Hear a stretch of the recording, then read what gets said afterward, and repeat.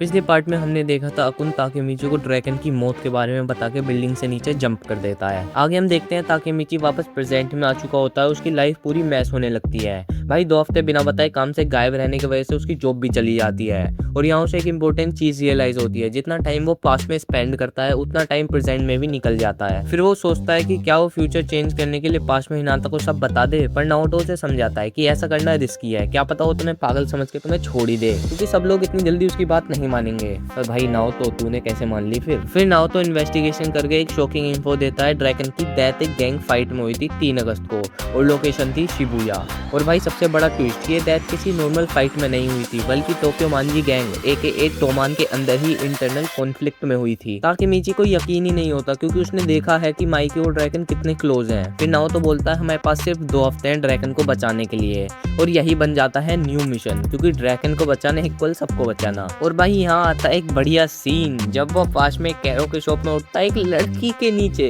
मतलब पास का ताकेमिची कुछ बढ़िया चीज तो था, भाई ने इतनी क्यूट लड़की को फंसा ली, और वो खुद भी कहता है कि मेरे जैसा वर्जिन ऐसी क्यूट लड़की को फंसा कैसे सकता है। और वो भगवान से प्रे करता है कि ये बात हिना को पता नहीं चलनी चाहिए। और तभी उसके पीछे से एंट्री हो जाती है हिनाता की, और यहाँ ताकेमिची की ऐसी तैसी हो जाती है। पर हिनाता नोटिस करती है कि ताकेमिची का बिहेवियर चेंज हो गया है। कभी वो मैच्योर लगता है और कभी बिल्कुल ऐसा जैसे तुम्हारी क्रश तुम्हारे साथ बिहेव करती है, क्योंकि जब ताकेमिची पास में नहीं होता तब उसका ओल्ड वर्जन कंट्रोल में होता है, और ये चीजें उसे और भी कॉम्प्लिकेटेड बना देती हैं। फिर ताकेमिची को कॉल आता है ड्रैगन का, वो उसे मुसाशी श्राइन बुलाता है, उसके साथ हिनाता भी चल देती है। तो ड्रैगन कहता है एमा हिनाता को यहाँ से ले जाओ, और ये एमा वही लड़की है जिसके साथ ताकेमिची थोड़े टाइम पहले और एमा यहाँ पे बता देती है कि ये मुझे अंडरवियर में देख के भाग गया था। और भाई की पूरी सीरीज की सबसे गंदी पिटाई होती है यहाँ पे हिनाता से। आगे एमा बताते हैं कि मैंने तुम्हारे साथ ऐसा इसलिए करा था जिससे ड्रैगन को जेलस फील हो, पर आर बॉयज चैड उसे थोड़ा सा भी फर्क ही नहीं पड़ा। मतलब एमा को ड्रैगन तो पसंद है,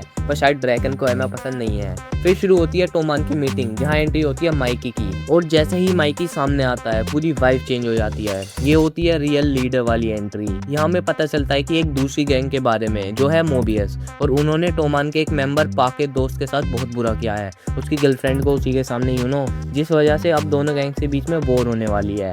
और भाई यही फाइट बन सकती है ड्रैगन की डेथ का रीजन। ताकेमिची समझ जाता है कि सिचुएशन कंट्रोल के बाहर भी जा सकती है, तो वो डिसाइड करता है कि वो ड्रैगन के आसपास ही रहेगा, उसे प्रोटेक्ट करेगा। पर ऑब्वियसली कोई उसे सीरियसली नहीं लेता। कम ऑन भाई, कौन ही ताकेमिची को बॉडीगार्ड रखना चाहेगा। तो वो डिसाइड करता है कि वो ड्रैगन का पीछा करेगा। पहले ड्रैगन जाता है एक रेस्टोरेंट में, जहाँ उसे माइकी मिलता है, और माइकी इस चीज पे गुस्सा कर रहा होता है क्योंकि उसने किड मील मंगाई है, उस पे फ्लैग लग के नहीं आया। भाई कौन ही से देख के कह देगा कि ये गैंग लीडर है। फिर माइकी खा पी के सो जाता है वहीं पे, और ड्रैगन उसे पीठ पे उठा के वहां से ले जाता है। फिर वो लोग आते हैं हॉस्पिटल पे, जहाँ पा के फ्रेंड की गर्लफ्रेंड की हालत बहुत बेकार थी, और यहाँ पे ड्रैगन लड़की के पेरेंट्स के सामने झुकता है और माफी मांगता है, और बोलता है हमारी दुनिया के झगड़े हमारे बीच ही रहने चाहिए, इनोसेंट लोग हर्ट नहीं होने चाहिए।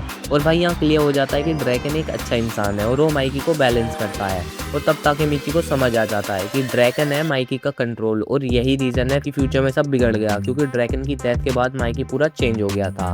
फिर नेक्स्ट डे एक मीटिंग सेट होती है, जहाँ टोमान के लोग जमा होने वाले होते हैं, और फिर शुरू होती है ड्रैगन की बैक स्टोरी। उसका चाइल्डहुड काफी रफ था, वो रेड लाइट एरिया में बड़ा हुआ था, उसे पता ही नहीं उसके पापा कौन है, और उसकी माँ ने उसे छोड़ दिया था, वो बचपन से ही अकेला था। फिर भी उसने अपनी स्ट्रेंथ से अपनी पहचान बनाई, और एक दिन एक गैंग ड्रैगन को टास्क देती है कि माइकी को पकड़ के ला, और वहीं उसकी मुलाकात होती है माइकी से। उनकी पहली मीटिंग आइकॉनिक थी। ड्रैगन सोच होता है कि माइकी कोई मॉन्स्टर होगा, पर माइकी निकलता है एक चिल बंदा बिल्कुल। और जैसे ही माइकी उस गैंग के पास पहुंचता है, वो बिना कुछ सोचे समझे उन पे कूद पड़ता है और सबको पीट देता है। और वहीं पे वो ड्रैगन को बोलता है कि तुम मेरे दोस्त बन जाओ, इन लोगों को छोड़ो। और बस यहीं से स्टार्ट होता है माइकी प्लस ड्रैगन का लेजेंडरी डुओ।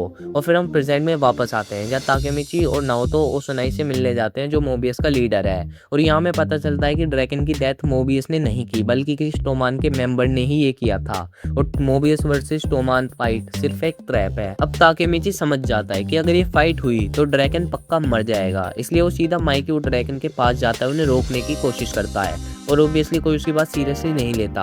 पाचिन और बाकी मेंबर ऑलरेडी रिवेंज मोड में होते हैं, और वहीं पे सीधा ओसुनाई आ जाता है और पाचिन को पंच कर देता है। और फिर उसके पीछे पीछे पूरी मोबियस आ जाती है। Toman versus Moebius war officially start हो जाता है। पाचिन सीधा ओसुनाई से भिड़ जाता है और ओसुनाई से बुरी तरीके से पेल देता है, और ओसुनाई की पिटाई को देख के मोबियस सेलिब्रेट करने लग जाती है।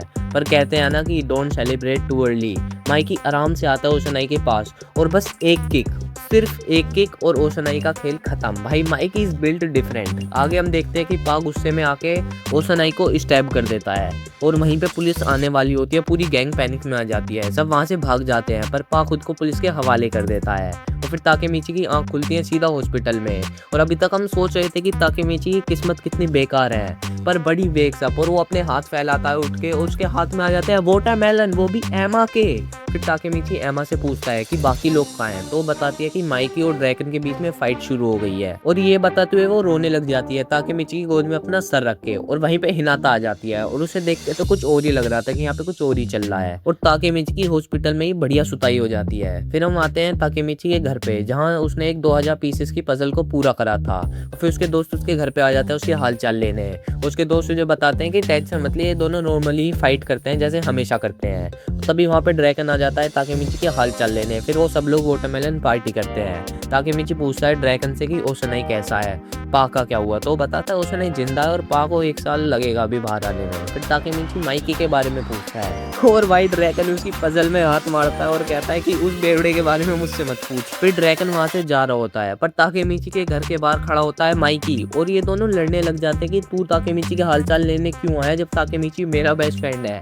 Oh hold up, two dude fighting for a guy. और फिर माइकी तो सीधा ताकेमिची की साइकिल उठा के ड्रैकन के मारता है, जो मिस होके लग जाती है दीवार में और टूट जाती है। और फिर ड्रैगन एवं ही ताकेमिची का प्रीशियस बेसबॉल बैट उठाता है और अपने पैरों से तोड़ देता है। और यहाँ पे उन दोनों की फाइट शुरू हो जाती है। वो सामान तो फेंक रहे हैं पर सारा ताकेमिची का इम्पोर्टेंट सामान। और ये सब देख के ताकेमिची चला जाता है सुपर सेहन मोड में। और ये जानने के लिए कि इस फाइट में आगे क्या हुआ, सब्सक्राइब जरूर कर लेना, क्योंकि ये मैं बताऊंगा अपने अगले पार्ट में।